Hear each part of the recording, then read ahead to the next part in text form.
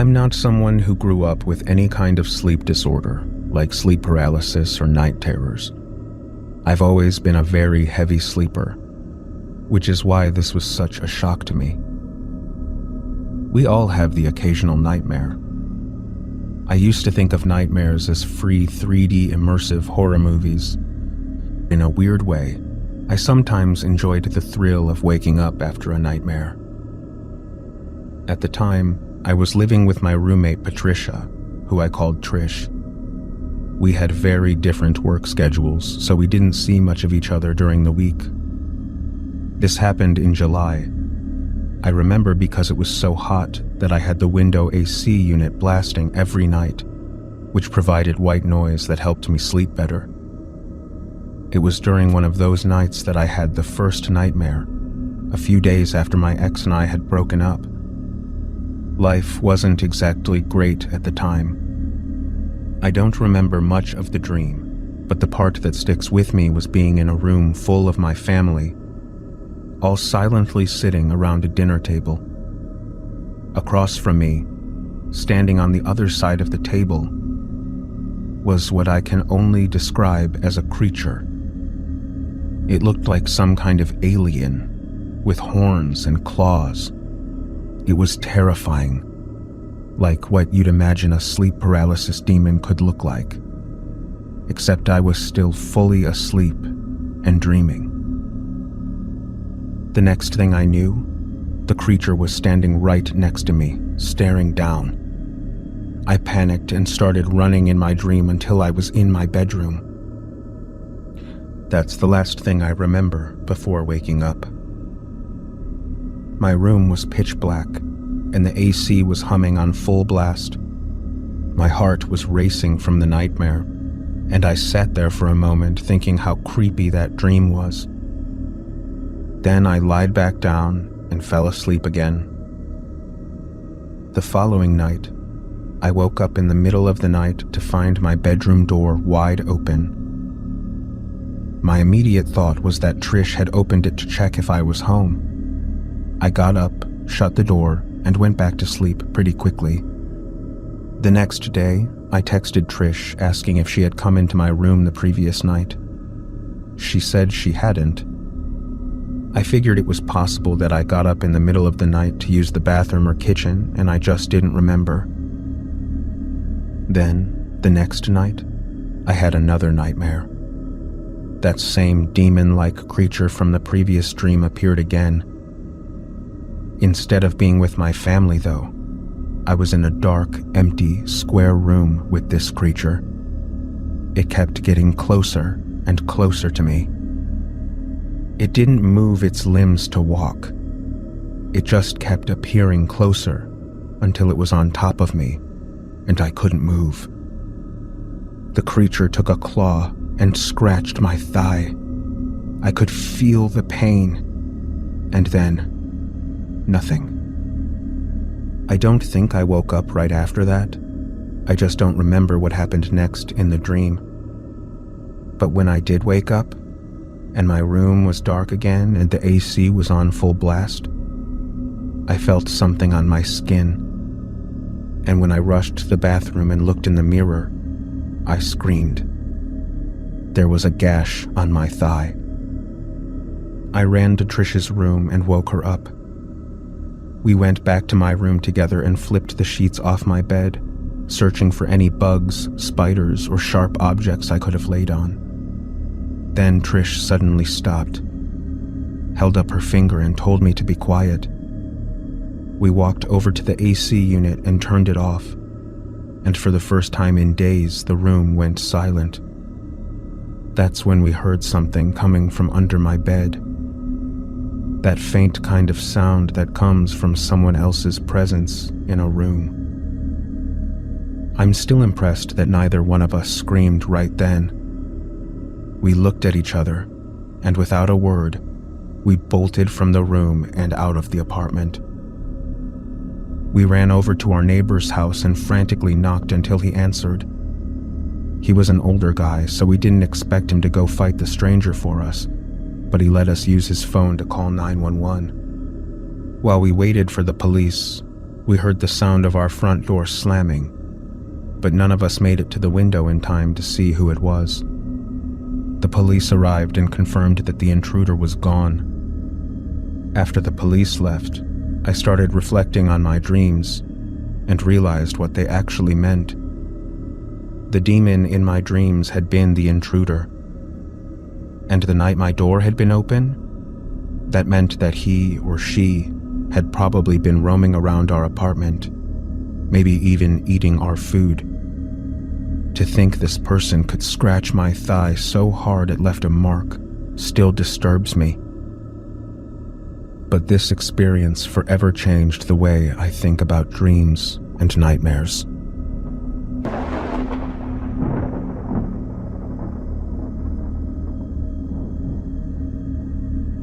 What I'm about to tell you is the reason why my parents moved out of a house that's been in our family for 3 generations. I've struggled with depression for most of my life. It's always been hard for me to shake the feeling of being useless. I'm doing better now, but when I was a kid, it was much worse. Because of that, I spent a lot of time alone in my room. Our house was nestled in a very woodsy area, with trees on 3 sides of it and a forest separating us from any neighbors. My room was pretty big for a bedroom, located in the back corner of the house. The windows on 2 of the walls faced the woods. For a kid my age, who was still afraid of the dark, it was honestly pretty terrifying. Things started when I was about 10 years old, in 5th grade. It was the age where it was no longer acceptable to sleep in my parents' bed after a nightmare. The first thing I noticed was my nightlight. It had different color settings, so I could change the LED if I wanted to. I usually kept it on red, which is how I fell asleep most nights.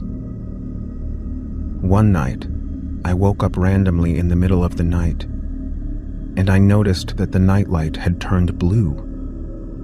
But I fell back to sleep almost immediately and didn't think anything of it at the time. When it happened again a week later, I asked my parents why they were messing with it when I was asleep, but they seemed genuinely confused and said they hadn't touched it. They just shrugged it off, suggesting that the nightlight had always been glitchy.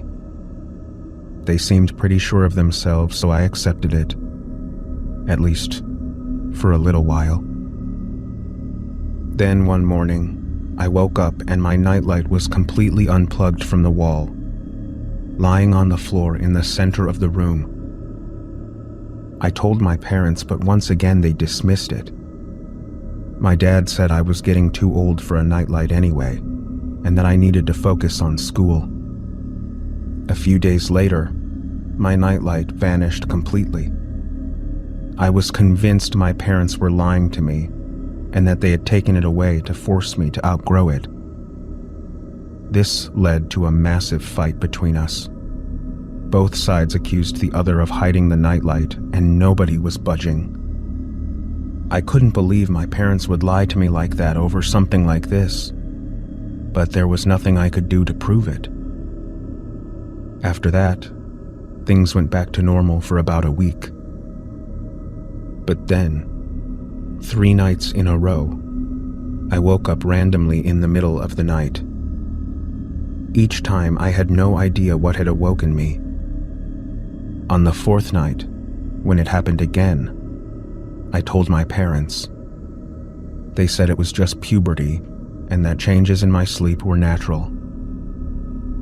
So the next time it happened, I forced myself to stay awake instead of falling back asleep. And a few minutes after I woke up, I heard faint rustling noises coming from my closet. I told my parents in the morning, but they didn't believe me.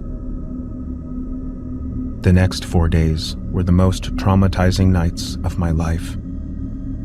Every night, I woke up to rustling sounds coming from the closet.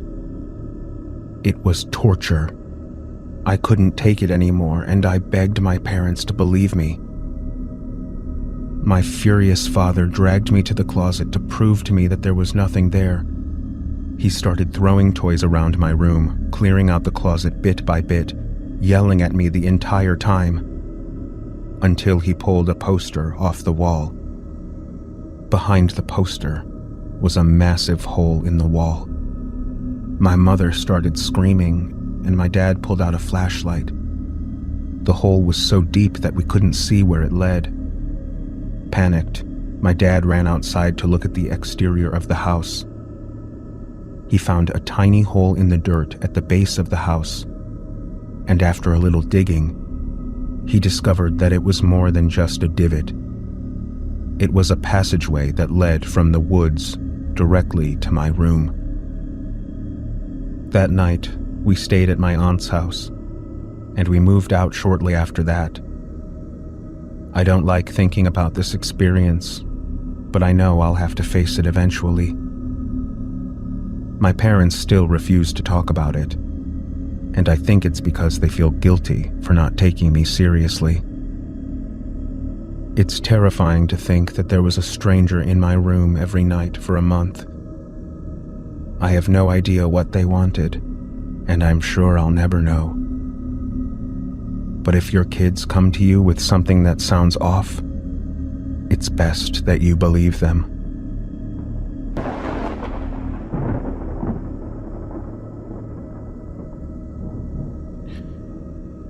One night, when I was 6 years old, I awoke to find my mother standing over my bed, staring down at me with a creepy smile on her face. There was something wrong. I couldn't put my finger on it, but there was definitely something off. "Mom?" I said. "Yes," she replied. Her voice was flat, monotone. "What are you doing?" I asked. "Watching you sleep," she said. "Why?" But she didn't say anything more. I don't know how, but I knew without a doubt in my mind that whoever I was speaking to was not my mother. It stared down at me and I stared up at it. We maintained constant eye contact. Neither one of us blinked. We both knew that we were playing a game. It knew that I knew, and the trick was to see who would blink first. "Time for Betty Buys," it said. I didn't reply. I just kept staring. "Time to close your eyes," it said. "I'm not closing my eyes," I whispered. I fought against it for the longest time, straining every nerve in my body, desperately willing myself not to blink. Then, very carefully, without turning around or breaking eye contact, it reached behind itself for the closet door, sliding it open soundlessly. When it was fully open, it stepped backwards inside, settling back until only its smiling face and wide eyes were visible. Then, just as carefully, just as silently, it slid the closet door shut again. I lay there for a long time, silently trembling with fear. I kept my eyes trained on the closet door, watching for any sign of movement. Slowly, ever so slowly, I slid out of bed, keeping my eyes on the closet door. Cautiously, I took 3 or 4 steps to my right until I came to the bedroom doorway. Never for one moment did I take my eyes off that closet. Then I made a run for it. I sprinted across the dark hallway and into the safety of my mother's bedroom. She was lying there in her bed, sleeping peacefully. A wave of terror washed over me as my worst fears were confirmed. And only then did I allow myself to blink.